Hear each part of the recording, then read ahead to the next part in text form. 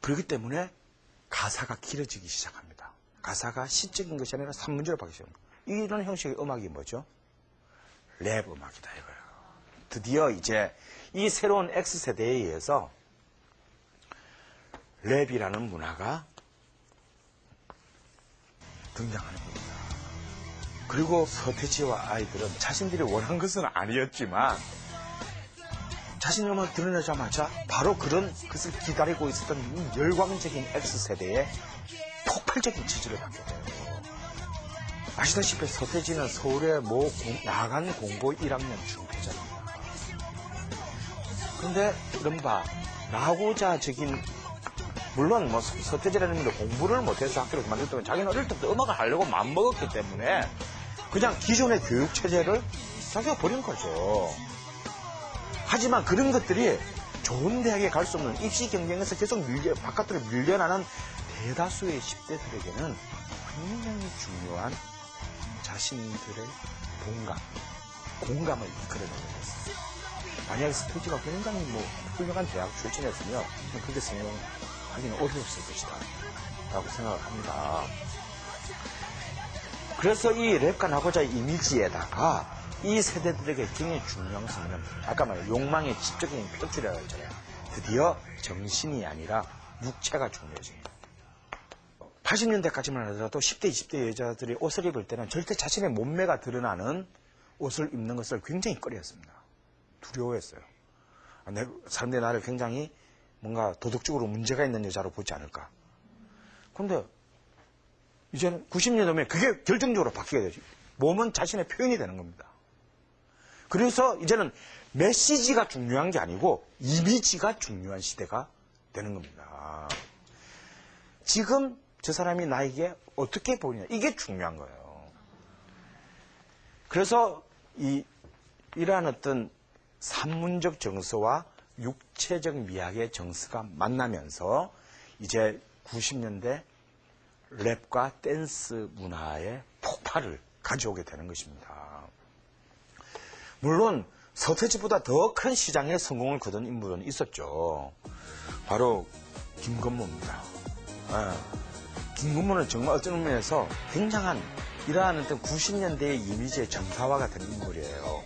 이런 산문적인 정서와 육체적인 정서를 음악 쪽에서 가장 완벽하게 그리고 가장 상품의 형태로 가장 구매하기에 딱 알맞은 상품 형태로 가장 잘 만드는 인물입니다. 그러나 서태지에게는 김건모가 가지지 못한 한 가지가 더 있었어요. 그것이 뭐냐면 바로 문제의식이라는 것입니다. 서태지가 80년대 언더그라운드의 자식이었다는 것을 잊지 마세요. 서태지는 여기에 그냥 단순히 아이돌 스타, 10대들의 오빠 부대의 우상으로서만으로 끝나는 것이 아니라 바로 그 주류의 한복판에서 거침없이 자신이 생각하는 사회와 현실에 대해서 공격을 했습니다.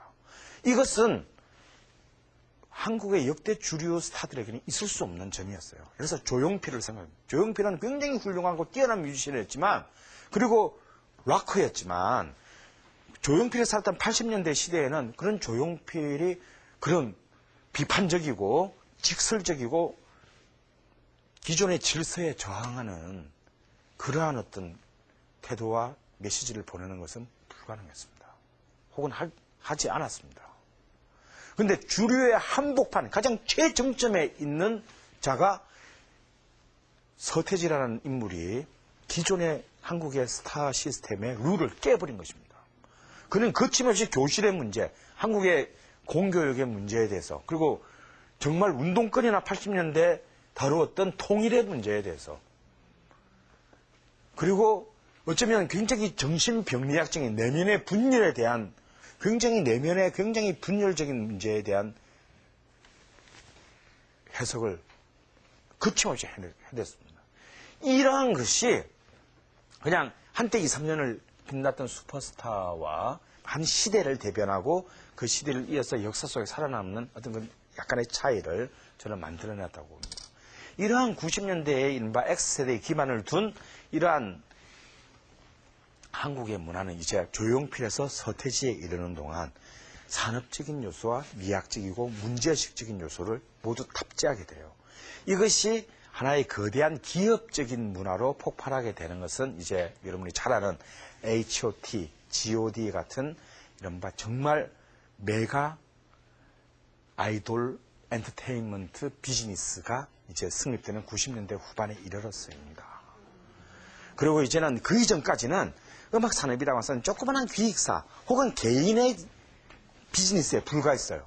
그러나 이러한 새로운 어떤 전체 한국 사회의 산업 구조의 재편과 더불어서 엔터테인먼트는 그야말로 황금알을 낳는 거대한 기업으로 성장하게 되고 시스템 자체가 대기업의 구조로 순식간에 진화하게 됩니다. 이러한 것이 가능했던 것은 뭐냐면요. 바로 우리가 한류라고 부르는 한국 대중음악 시장의 확대입니다. 우리의 조그마한 내수 시장에서 한번 찢고 뽑고 해봐야 그 한계가 사실은 분명했는데 사실 미래 가치가 굉장히 작았던 것이죠. 그런데 97년을 시점으로 물론 이 한류의 붐을 일으킨 것은 드라마죠. TV 드라마입니다. 일본이나 중국에 나가는 한국 TV의 붐이 있었지만 드라마가 나오면 드라마만 나가나요? 드라마 안에 음악이 없나요?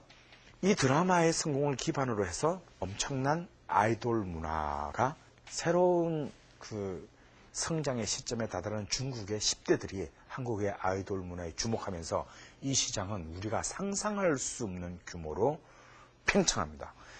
그리고 또 한편으로는 우리보다는 20배가 넘는 시장 규모를 갖고 있는 압도적인 음악 그 시장을 갖고 있는 국가인 일본 시장에 비록 현지 생산 형태를 진출했지만 보아가 진출해서 일본 시장에 정상에 승으로 해서 이제 우리보다 훨씬 앞서 나오는 시장 그리고 그다음에 미래에 잠재력이 크게 성장하는 시장인 중국 이 양쪽 시장에 한국의 대중음악의 경계를 크게 넓힘으로 해서 이것이 이제 동남아시아까지 쫙 방금 순식간에 밀려간 그런 힘을 만듭니다. 이게 고작 3년 정도 안에 일어난 일이에요. 이렇게 함으로써 정말 다이나믹 코리아라는 게 실감나죠. 네, 남들이 한 몇십 년 동안 이룰 일이 막 이 짧은 시간에 일어났습니다. 그래서 많은 사실 부정적인 요소들도 많이 일어나게 됩니다. 가령 이제 너무 대중음악은 자체가 상품이죠. 이 시장에서 이윤을 창출하는 상품이면서 하지만 동시에 음악 예술인 겁니다.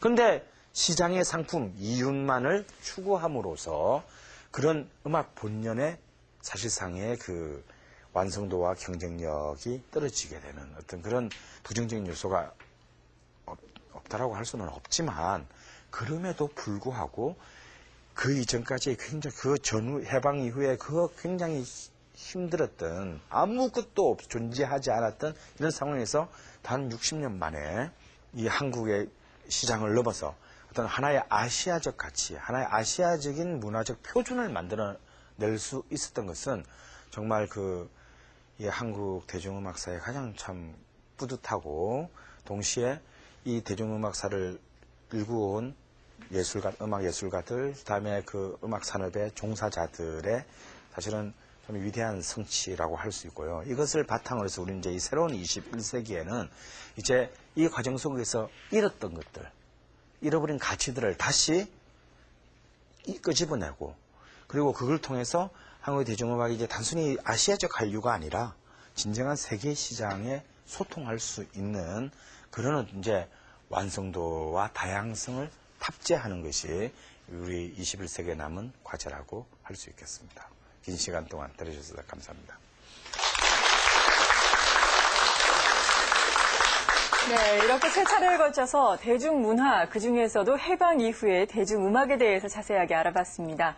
그런데 한류가 급격하게 떠오르면서 우리 대중음악계가 급격한 발전을 하다 보니까 앞서 말씀하신 상업적인 것도 문제가 되고 너무 선정적인 것도 문제가 되고 여러 가지 풀어야 할 숙제들이 많은데 구체적으로 어떤 것들이 남아있는지 그리고 이걸 해결하기 위해서는 어떤 방법이 있는지 마지막으로 결론을 내주시죠.